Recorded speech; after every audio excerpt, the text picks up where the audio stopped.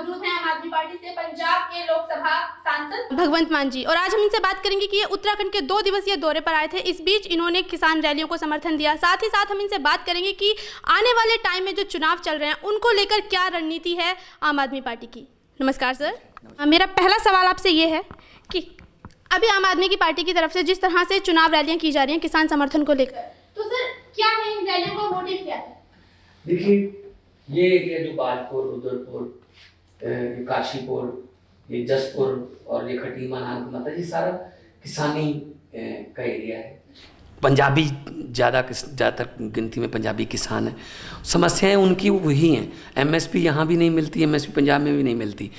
जो गन्ने का पैसा है पेमेंट, वो पंजाब में भी चीनी मिलें नहीं देती, यहाँ भी नहीं, वही दिक्कत है।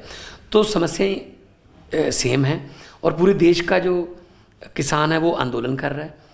दिल्ली के बॉर्डरों पर बैठा है इस ठंड में अपने परिवारों को लेकर, और सरकार जो है इतनी मतलब बेपरवाह है और इतने मतलब अहंकार में है कि उनसे मिलने भी नहीं जाते वो। तो 50 से ज़्यादा किसानों की जान भी जा चुकी है इस आंदोलन के दौरान। तो हम उनके समर्थन पहले से समर्थन कर रहे हैं पंजाब में, जब से उनका आंदोलन चल रहा है। तो हम दिल्ली में भी हमारी सरकार है, तो हम वहाँ पे भी उनको सुविधाएं कंबल से लेके लंगर तक दे रहे हैं। तो उत्तराखंड के किसानों को भी यही समर्थन जुटाने के लिए, उनके आंदोलन के लिए हम यहाँ पे पहुँचे थे, किसान न्याय यात्रा। जी सर, क्या ये समझा जाए कि आप जो आगामी चुनाव हैं आने वाले हैं उत्तराखंड में, तो उन्हें लेकर आपने ये जो किसान आंदोलन यात्रा चलाई हुई है, क्या आपको लगता है कि आपको आने वाले समय में इस यात्रा का फायदा आपके चुनावी लाभ के लिए होगा? नहीं, फिलहाल तो ये बहुत ही गैर राजनीतिक रखा हुआ है हमने।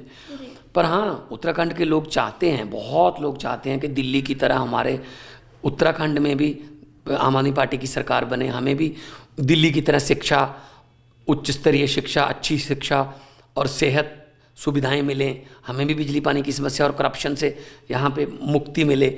तो आम आदमी पार्टी पंजाब में विपक्ष में है, पंजाब भी लड़ेंगे, और उत्तराखंड के लोगों ने चाहा तो उत्तराखंड भी लड़ेंगे।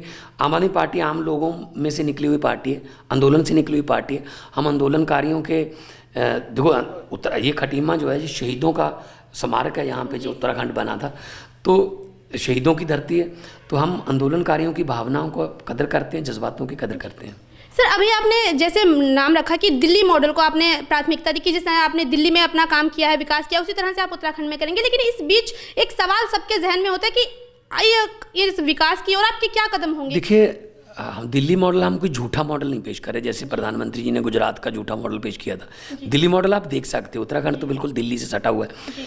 आप देख सकते हो कि कैसे वहाँ सरकारी स्कूलों की शिक्षा, जो उनके रिजल्ट हैं वो प्राइवेट स्कूलों से अच्छे आ रहे हैं, और टीचरों को अमेरिका में, इंग्लैंड में बड़ी लेटेस्ट टेक्नोलॉजी सिखाई जा रही है पढ़ाने की, और बिजली पूरे देश में सबसे सस्ती दिल्ली में है, 20,000 लीटर पानी फ्री है, और इलाज बिल्कुल फ्री है। चाहे जितना मर्जी टेस्ट होने हो, 40 लाख के 50 लाख के, दिल्ली के लागत तो फ्री है। तो उत्तराखंड में क्यों नहीं हो सकता? और दिल्ली पर एक भी रुपया कर्ज लेकर नहीं काम किया। जो पुल 300 साढ़े 300 करोड़ में बन रहे थे, वो 200 करोड़ में बना के बाकी 150 करोड़ की दवाइयाँ फ्री की। मतलब वैट कम किया और कलेक्शन ज़्यादा हो गई। जो उन पर छापामारी होती थी व्यापारियों पर, वो बंद कर दी और व्यापारी अपने आप टैक्स देने लगे।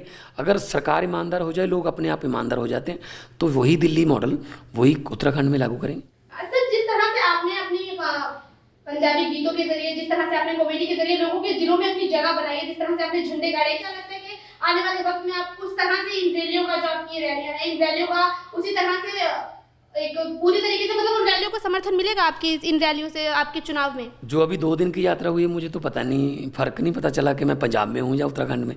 ऐसे ही लोग जो हैं मोटरसाइकिल लेकर, ट्रैक्टर लेकर, वहाँ पे भी इतने ही उत्साह से आते हैं, उससे ज़्यादा उत्साह नज़र आ रहा है। और जब भी पार्टी मेरी ड्यूटी लगाएगी, उत्तराखंड में आऊँगा और अपने किसान भाइयों को, अपने पंजाबी भाइयों को संबोधन करूँगा और उनको बताऊँगा कि ये फ़ायदे हैं सरकार के, अपनी सरकार है, आपकी अपनी सरकार है। वो खुद उनके बच्चे नेता बनेंगे ना। हमारे यहाँ ये थोड़ी है कि बाप को, बेटे को, फिर भाई भतीजावाद जो है हमारी पार्टी में नहीं है। हम तो नए लड़के अच्छे, दिल्ली में देख लो आप, यंग लड़के जो एमएलए हैं, मंत्री हैं और काम कर रहे हैं। तो हम राजनीति बदलने आए हैं, राजनीति करने नहीं आए। बदलेंगे और दिल्ली में बदल के दिखाया है। सर मतलब कह सकते हैं कि आपका मोटिव एकदम साफ है कि आप उत्तराखंड में आना चाहते हैं विकास के लिए, आप चाहते हैं कि पूरे देश में जाना चाहते हैं। पॉलिटिकल पार्टी है, एनजीओ नहीं है। जी जी। तो पूरे देश में जाएंगे।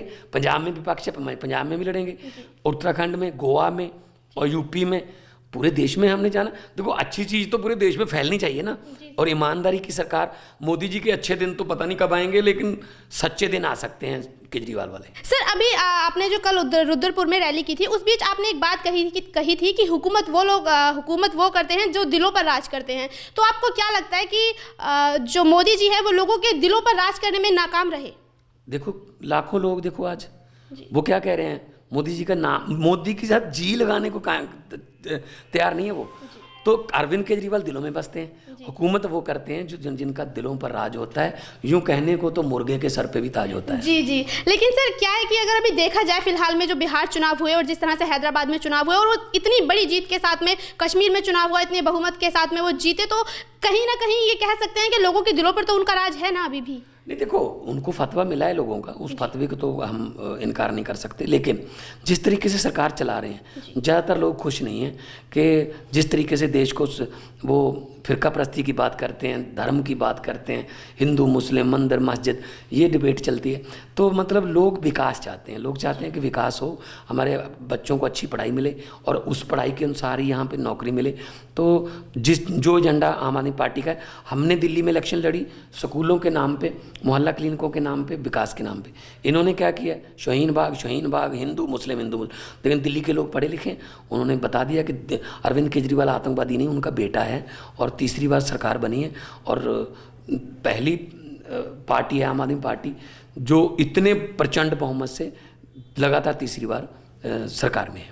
भगवंत मान जी जिन्होंने बताया कि उनका उत्तराखंड में चुनाव लड़ने का जो एजेंडा है वो बिल्कुल साफ है। वो चाहते हैं कि पूरी तरीके से साफ रणनीति की जाए, विकास किया जाए और उनका जो ये रैलियां थी, उनकी रैलियों को लेने का कोई भी राजनीतिक हम मोड़ नहीं दे सकते हैं। उनका कोई राजनीतिक एजेंडा नहीं था इन रैलियों को लेकर। ये दिल से चाहते हैं कि किसानों का विकास हो, किसानों को समर्थन देने के लिए उतरे हैं और पूरी तरह से जब तक किसानों का उनके हक वापस नहीं मिल जाते, जब तक किसानों को जो बिल है वो रद्द नहीं कर दिए जाते, तब तक आम आदमी पार्टी की तरफ से इसी तरह से काम किया जाता रहेगा और वो नहीं रुकेंगे तब तक जब तक किसानों को न्याय नहीं मिल जाता।